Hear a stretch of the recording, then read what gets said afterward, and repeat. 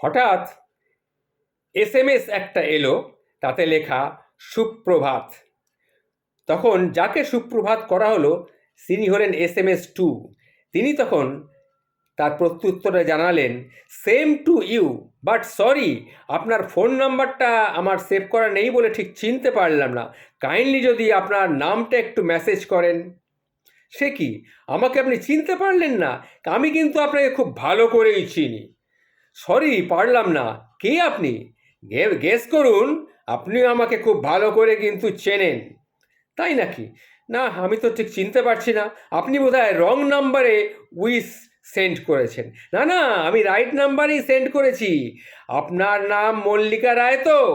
কি, ডাক নাম তো টুটু, তাই তো? আরে right right, give me more information. You are man of women. Man. আরও তথ্য দিচ্ছি। আপনার বাবা বাংলার প্রফেসর, মা ব্যাংকে চাকরি করেন। Yeah, but still I couldn't recognise you, please. ঠিক আছে ঠিক আছে, আমি আপনাকে আরও অপশন দিচ্ছি, শুনুন। আপনার নাম্বার থেকে কল আসছিল, আমি কলটা কেটে দিলাম। সরি, আমার গলা না শুনে কিন্তু আমাকে চিনতে হবে। সরি, এবার কিন্তু আমি একটু বোর ফিল করছি। কেন বোর হচ্ছেন? ধরে নিন না এটা একটা গেম। যেভাবে আপনি ঘন্টার পর ঘন্টা কম্পিউটারে গেমিং খেলেন কিংবা বন্ধুদের সঙ্গে চ্যাটিং করেন, এটাও একটা তাই।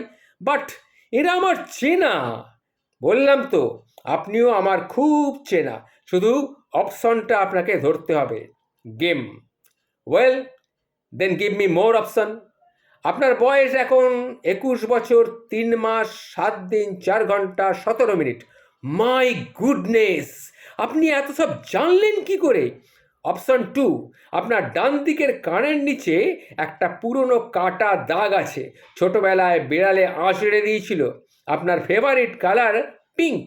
টপ আর জিন্স পরতে আপনি খুব ভালোবাসেন। মাটন খান না, পিৎজার ভীষণ ভক্ত। আর কি অপশন দেব বলুন? I am really very much attached. আপনি আপনি এত কিছু জানলেন কি করে? বললাম যে আমি আপনার খুবই চেনা। আচ্ছা, মেসেজটা টাইপ করতে আমার আঙুল ব্যথা করছে। I am getting tired, so please leave my call receive finish for the game. ঠিক আছে ঠিক আছে, আমি না হয় গেমটা শেষ করছি, তাহলে ছেড়েই দিচ্ছি। কিন্তু এত সহজে গেমটা আপনি ছেড়ে দিলেন? আপনি না কলেজে ভালো স্টুডেন্ট ছিলেন, সফটওয়্যার ইঞ্জিনিয়ারিং নিয়ে পড়ার খুব ইচ্ছে, এটাও আপনি জানেন? ওহ, ওকে, আমি আবার চান্স দিচ্ছি।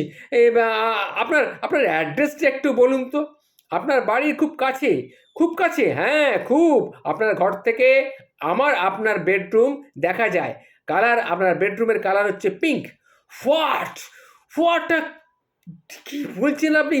আপনি আমার বেডরুম ওয়াচ করেন? দরকার পড়ে না, আমি ইচ্ছে হলেই যখন খুশি আপনার ঘরে যেতে পারি। Please please limit, please limit. এবার কিন্তু একটু বাড়াবাড়ি হয়ে যাচ্ছে। একটুও বাড়াবাড়ি হচ্ছে না, বিশ্বাস করুন। আপনি আপনার পোস্টাল অ্যাড্রেসটা মেসেজ করুন তো। পোস্টাল অ্যাড্রেস, ঠিক আছে, দেখুন। 134 বিবি সরণি, কলকাতা 118, 118। আরও জোকিং, এটা তো আমার অ্যাড্রেস। আপনার অ্যাড্রেস হতে পারে, এটা কিন্তু আমারও অ্যাড্রেস।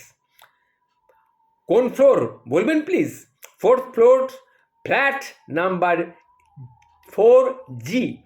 কি ইয়ার কি হচ্ছে? এটা তো আমাদের ফ্ল্যাট নাম্বার। আরে আপনার ফ্ল্যাট হতে পারে, এটা আমারও। বুঝেছি বুঝেছি, আপনি আমার টাইম ওয়েস্ট করছেন। I am living. আরে প্লিজ প্লিজ, ছাড়বেন না ছাড়বেন না প্লিজ। আপনার বেডরুমের পাশে যে ভদ্রলোক থাকেন, তার কি আজ জন্মদিন? আজ তো 21শে ফেব্রুয়ারি। ও নো, আই গট ইট। বাবা তুমি! Very bad very bad very bad. আমাকে এইভাবে তুমি কনফিউজ করেছো। ঠিক ঠিক ঠিক ঠিক ঠিক, তুমি অন্য নাম্বার থেকে আমাকে মেসেজ পাঠাচ্ছ। কি কি করে চিনবো বলো? ঠিকই তো ঠিকই তো, আমরা এখন সবাই এক একজন নাম্বার। মেশিনে সেভ করা না থাকলে আমরা আর চিনতে পারি না, আর সেভ করা থাকলে হাজার রেফারেন্সেও চিনতে পারি না। কি করে চিনবো? লেখা দেখে তো আজকাল আর মানুষের হাতের লেখা দেখে মানুষকে চিনতে পারা যেত, কিন্তু এখন সব কম্পিউটারে লেখা, চিনবো কি করে? মনের ভেতরে যদি সেভ করা থাকতো এক সময় থাকতো, কিন্তু এখন মেশিন পত্তরে হাত দিলে সবার হাতের লেখাই একই রকম। সরি বাবা, সরি।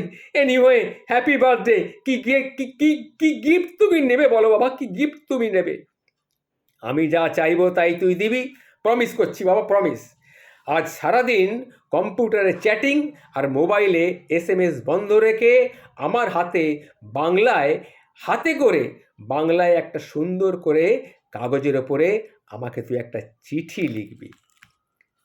বাবা, বাবা, তোমার বার্থডেতে শুধু একটা চিঠি? আমি প্রমিস করছি বাবা, বহুদিন বাদে আমি একটা হাতে করে নিজের হাতে লিখে চিঠি লিখে তোমার কাছে পাঠাবো, তোমার জন্য রাখবো। তুমি আমার প্রণাম নিও বাবা, তুমি আমার প্রণাম নিও।